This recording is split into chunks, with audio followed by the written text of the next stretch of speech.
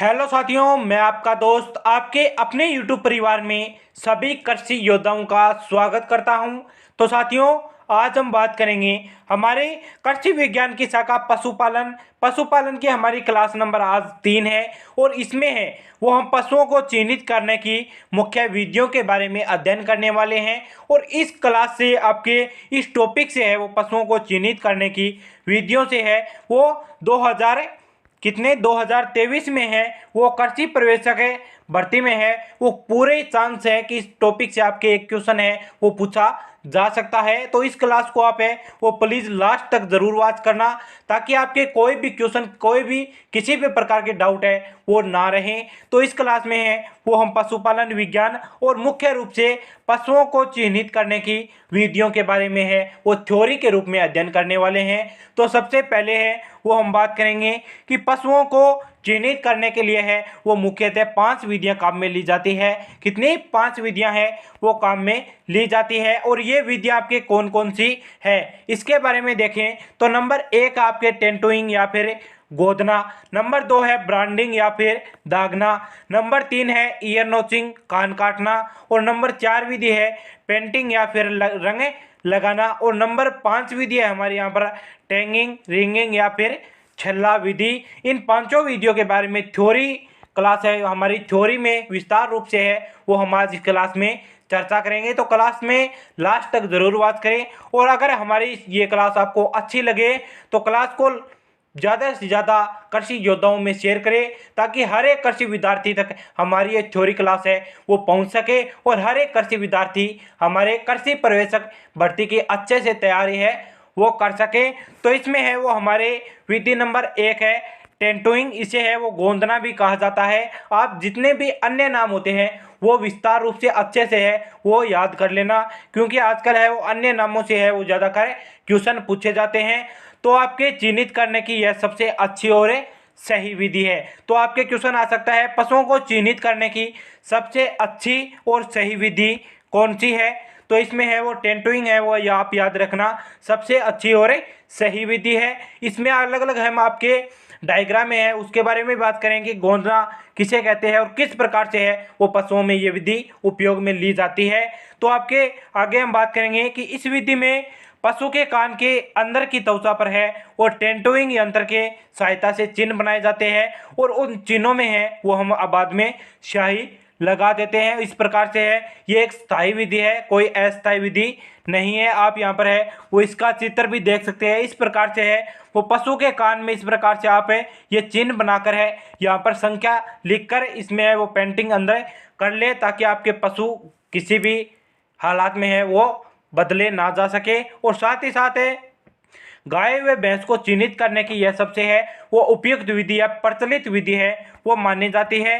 तो क्वेश्चन ऐसे भी आ सकता है कि गाय व भैंस को चिन्हित करने की सबसे उपयुक्त और प्रचलित विधि कौन सी है। तो आपके है वो ऑप्शन में हमारे टेंटोइंग नाम आ सकता है। तो आगे है वो बात करेंगे इस विधि में चिन्ह बिल्कुल स्थायी होते हैं। तो चिन्हित करने की सबसे स्थायी विधि कौन सी है, टेंटोइंग या फिर गोंदना है वो चिन्हित करने की सबसे स्थायी विधि है। और इस विधि में आपके है वो उपयुक्त उम्र है वो 1 से 2 सप्ताह है कि पशुओं को है ये विधि की जाती है। इस प्रकार से कान के अंदर है वो हम डायग्राम में बना देते हैं। आगे हमें वो उसमें विस्तार से चर्चा करेंगे इसमें किस प्रकार से है वो आपके ये डायग्राम में बनाया जाता है। नंबर 2 विधि आपकी ब्रांडिंग या फिर दागना, इसे के मुख्य रूप से 2 पार्ट होते हैं, एक तो ठंडा दागना और एक है गर्म दागना। ये 2 प्रकार इसके रखे गए हैं। और इस विधि में चिन्ह है वो पशुओं की पीठ पर बनाए जाते हैं। कहाँ पर, पशुओं की पीठ पर है वो चिन्ह बनाए जाते हैं। ये बात भी आप अच्छी तरह से है वो नोट कर ले कि चिन्हित करने की कौन सी विधि में पशुओं के पीठ पर है वो चिन्ह बनाए जाते हैं। तो ब्रांडिंग या फिर दागना इस विधि में है वो पशुओं की पीठ पर चिन्ह बनाए जाते हैं। और आगे आपकी ये एक अस्थायी विधि है, कोई स्थायी विधि नहीं है। और ब्रांडिलेक्स नामक है पदार्थ का उपयोग है वो किया जाता है। तो क्वेश्चन ऐसे भी आ सकता है कि चिन्हित करने की कौन सी विधि में ब्रांडिलेक्स नामक पदार्थ का उपयोग किया जाता है। तो आप अच्छे से है ब्रांडिंग या फिर दागना विधि में है वो ब्रांडिलेक्स नामक पदार्थ का उपयोग है किया जाता है। और यह विधि आपके मुख्य रूप से कहाँ पर है, गाय और भैंस में उपयोगी है। किसमें, गाय और भैंस में है यह विधि उपयोगी है। लेकिन यह अस्थायी विधि है, स्थायी विधि नहीं है। आगे हम बात करेंगे आपके विधि नंबर 3 के बारे में, कौन सी, ईयर नोचिंग या फिर कान काटना। यह विधि मुख्यतः है वो सूअर में प्रचलित है। इस विधि से आपके क्वेश्चन है वो पूछा जा सकता है। ये वेरी वेरी मोस्ट विधि है, यहाँ पर आप वेरी वेरी मोस्ट है वो भी लगा लेना। और इस विधि में है वो हम क्या करते हैं कि इस विधि में नोचिंग मशीन की सहायता से है वो वी व फिर चौकोर आकार के कट है वो कान पर बनाए जाते हैं। इस प्रकार से आप यहाँ पर है वो स्पष्ट रूप से देख सकते हैं कि सूअर के कानों पर है वी और चौकोर आकार के हैं, यहाँ पर वी आकार के हैं वो चिन्ह बनाए गए हैं। और आगे हम ये डायग्राम है वो फुल स्क्रीन पर भी मैं आपको दिखा दूंगा ताकि आपको अच्छे से इसमें समझ में आ सके। यहाँ पर आप एक डायग्राम भी देख सकते हैं, इसमें है वो ओनली वी आकार का यहाँ पर पशु सूअर के कान पर है वो चिन्ह बनाया जाता है और यह विधि आपके सूअर में ही प्रचलित है।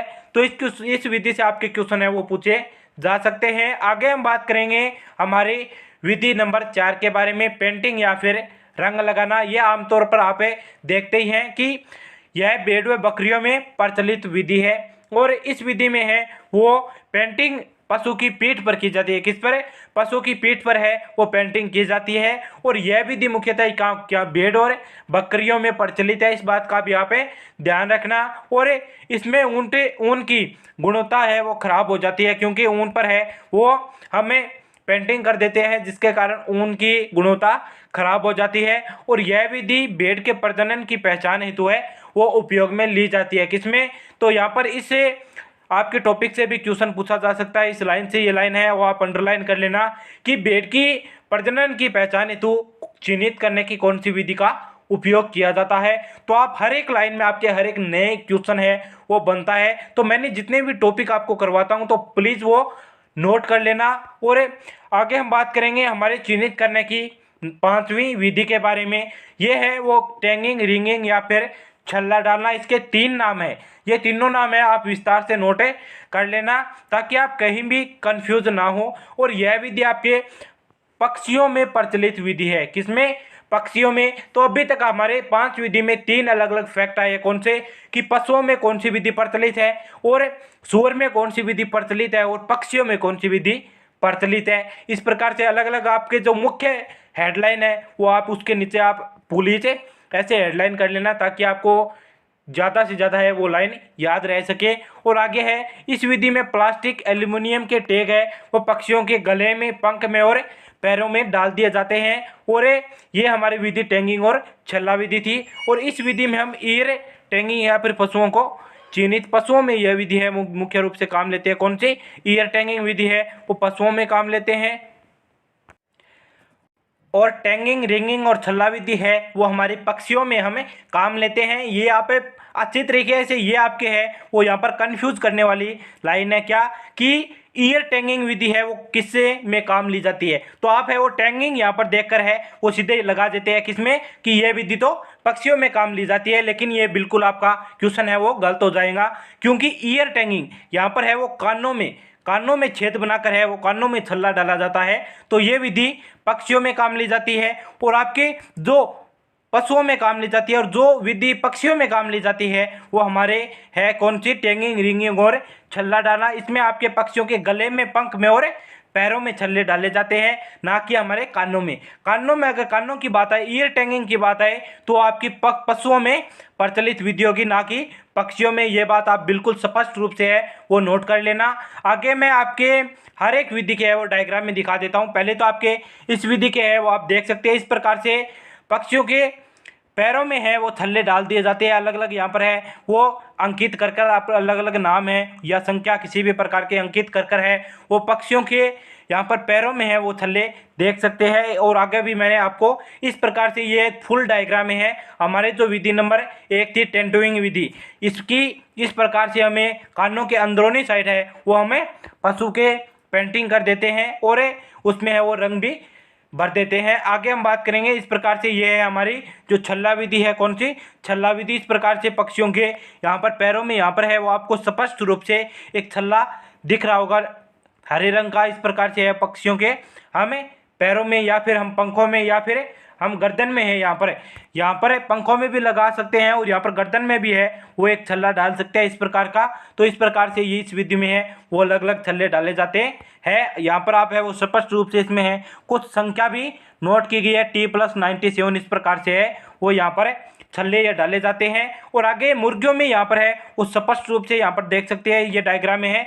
इसमें मुर्गियों के कानों में इस प्रकार से है वो टी और चौकोर आकार के यहाँ पर है वो छेद बनाए जाते हैं, कट रहे वो बनाए जाते हैं। और आगे हम बात करेंगे जो हमारी दागना विधि थी उसके बारे में। इस प्रकार से है वो ये विधि भेड़ और बकरियों में प्रचलित है और इस प्रकार से है वो भेड़ों है बकरियों की पीठ पर यहाँ पर है वो आप यहाँ पर देख सकते हैं। इस प्रकार से है वो अलग अलग प्रकार के यहाँ पर रंग है वो लगा दिए जाते हैं, जिसके कारण हमारे पशुओं की ऊन है वो प्रभावित होती है, ऊनों पर है ऊन है वो कम में अच्छी रहती है। और आगे है वो इस प्रकार से है वो ठंडा दागना और गर्म दागना है वो विधि हमारी आगे इस प्रकार से है वो ये एक सांचे टाइप होता है और उसमें आपके है वो पशुओं के पीठ पर है वो हमारे गर्म छड़ के द्वारा इस प्रकार से चीने कर दिए जाते हैं। ये हमारी एक अस्थायी विधि है ना कि स्थायी विधि है। अगर आपको क्लास अच्छी लगी तो प्लीज़ ज़्यादा से ज़्यादा इस क्लास को हमारे कृषि योद्धाओं में है वो शेयर करें